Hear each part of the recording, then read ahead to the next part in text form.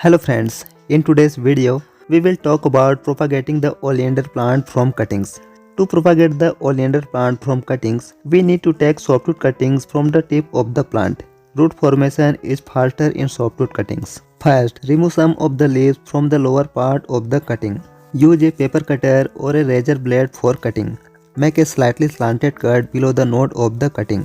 If the cut is sharp and clean and the cut part is not damaged, then our cutting will be 100% successful. Using a sharp blade ensure a clean and fresh cut and the bark is not damaged, which increases the chances of the cutting success. The soil we use for planting the cuttings does not need any additives. Oleander cuttings grow in all types of soil. If the soil is too clayey, you can mix in a little sand to improve drainage. Otherwise, these cuttings will grow in any growing medium. The paper cup we use for planting the cutting should be of the smallest size. Because less soil is needed in small cups, there is no risk of overwatering. The soil will dry out quickly, preventing fungal growth. Good drainage will also prevent root rot. Friend, this is the first update I am showing you after 26 days. After taking the cuttings, I placed them in disposable cups filled with sand and then embedded the cups in another pot filled with soil. This eliminated the risk of the cuttings moving, because if the cuttings keep moving and don't stand properly, root formation won't occur and the cuttings will fail. After planting the cuttings, we need to keep them in semi-shade.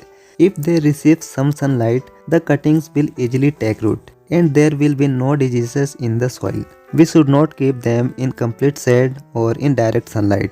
They should only be kept in semi-shade. Friends, as you can see in the cuttings, the roots have developed very well. Now we will initially plant them in a 4-inch pot. The potting mix contains 80% normal soil and 20% cow dung manure. Then as the plant grows, we will increase the pot size and the amount of manure accordingly. In the second update, you can see that its roots have completely covered the root bowl. The entire root system is now root bound. Oleander roots grow very quickly. The pot fills up with roots in just a few days. Now we will shift it to a larger pot.